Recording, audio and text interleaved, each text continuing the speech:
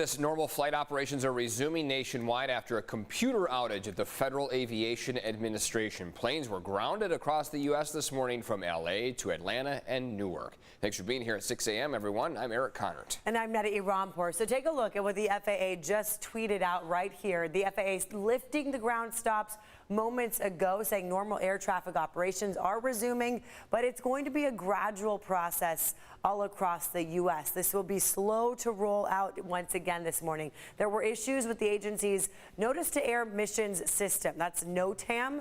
NOTAM is designed to provide pilots and air traffic controllers with really important information like changes in weather or conditions at certain airports. So they certainly need NOTAM to be up and running. We want to make sure this is working in tip-top shape here. So here's a live look at the San Diego International Airport right now. You can see out here there are delays for arrivals right now since planes couldn't take off at other airports. Most departures out of San Diego do stay on time. I think we noticed maybe 3 or 4 delays. Again, normal air traffic operations resuming now nationwide. The FAA is investigating the cause of its computer outage. And as we look live, you don't see that many people in lines waiting, so that's always a good sign. Here locally, not impacting as much because we don't have that many really early flights. Our other top story this morning, the husband of missing Chula Vista mother Maya Millete will be in court for a preliminary hearing. So today's hearing will include some of the first new details in the investigation since Larry Millete was arrested. Now this comes just over 2 years since Maya disappeared. It's been 2 years now. CBS 8's Dana Marie McNichol live downtown with what we can expect in this major case in court today. Good morning. Good morning, Eric and Neda. The last time we spoke to Maya Millete's family, they told us that they're anxiously waiting for this preliminary hearing because some of the evidence of exactly what happened is going to come out, and they feel like this could lead to maybe finding Maya or having some closure. Now, I do want to reiterate that this is a preliminary hearing, not a trial. There are no jurors. Evidence will be presented and witnesses will testify over the next 2 or 3 weeks. And of course, we're going to be your eyes and ears inside the courtroom. The 41-year-old Larry Millete has been in jail without bail since his arrest in October of 2021 on charges of murder and unlawful possession of an assault weapon. Maya had gone missing 9 months earlier on January 7th of 2021. The same day, she contacted a divorce attorney. Maya was planning on divorcing her husband. Prosecutors allege Larry was angry at Maya for having an affair, leading to violent arguments.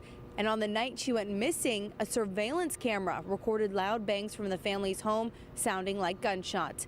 Now, key evidence is expected to come out in court. Last year, the murder case was delayed after Milliete's defense attorney declared a doubt regarding his competence to stand trial and his mental health. But in the end, Judge Dwayne Mooring, who is both a former public defender and former prosecutor, will decide if there is enough evidence for Millete to go to trial for the murder of his wife, Maya. Now, that preliminary hearing is scheduled for 8:30 this morning, so of course we'll be in the courthouse this morning bringing you the latest. We'll have full coverage on later editions of CBS 8 News as well. I'm Dana Marie McNichol coming to you live from downtown San Diego. And the CBS 8 team will be bringing you complete coverage and analysis of Larry Millete's preliminary hearing throughout the day. On the 4, our Carlo Cicchetto will be live from the courthouse speaking with a legal expert, and you will hear how Maya's family feels about seeing Larry in court face to face. And new this morning, San Diego police are looking for whoever shot and killed a man in Encanto. It happened around 9 last night on 62nd Street and Atkins Avenue near the trolley station. Police say they got calls about several gunshots. Then officers found a man lying there in the street. He died at the scene. Police do not have a suspect description. You're asked to call police if you have any information. Everyone is okay this morning after a Hawaiian Airlines plane headed to San Diego had to make an emergency landing at Los Angeles International Airport. Officials say the pilot made the landing around 8:20 last night because of a hydraulic steering issue. The plane landed safely and fortunately no one was hurt.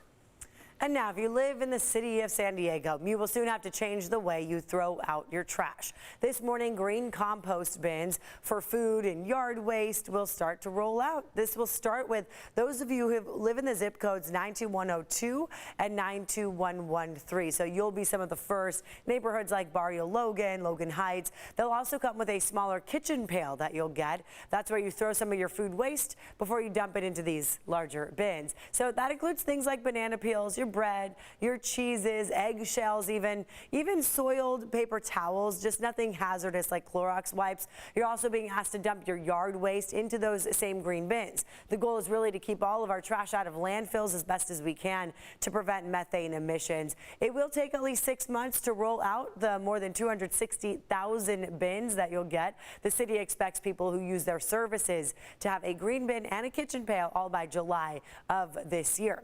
And if you want to learn more about these new green bins, the way it's going to all work, the city of San Diego hosting free informational presentations. The first one is today over Zoom. It starts at 6 p.m. There will be more in-person and virtual events in the next few weeks. You do have to register for those. You'll also get flyers in the mail before you get the bins showing you what you can and cannot put in them. We have a link at cbs8.com with all this information. Just click on the help button. Today, San Diego's Mayor Todd Gloria will deliver his State of the City address. We are streaming this live tonight at 6:30 on CBS 8+. You can also watch it live on our sister station, the CW San Diego. And tomorrow, Mayor Gloria will be live here in studio at 6 p.m. to answer any of your questions. Millions of people across California are facing flood warnings this morning. Several rounds of rain, high winds have led to deadly flooding, downed trees and landslides, knocking out power to thousands and forcing many residents to evacuate. At least 17 people have been killed by these storms, which started late last month. Governor Gavin Newsom toured some of the damage. The dries are getting a lot drier the last 3 years, and the wets are getting a lot wetter. This weather whiplash is that new reality. In Los Angeles, crews are trying to repair a sinkhole they fear may be getting bigger. It was created by the ongoing deluge of water and swallowed 2 cars. Recent storms aren't just bringing record rainfall to California. We are also seeing historic amounts of snow. Look at this. Mammoth Mountain planning to reopen today after closing so crews could clean up tons of snow.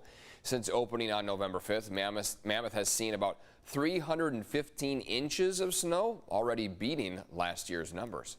It is a sight to see. Once things settle down a bit, it'll be great to go out there and enjoy it. Take a look at these new photos showing the storm damage. This was at the OB Pier. Thanks to Jim Grant for sending these in. But you see the damage to it. The pier will remain closed indefinitely until all of that gets repaired.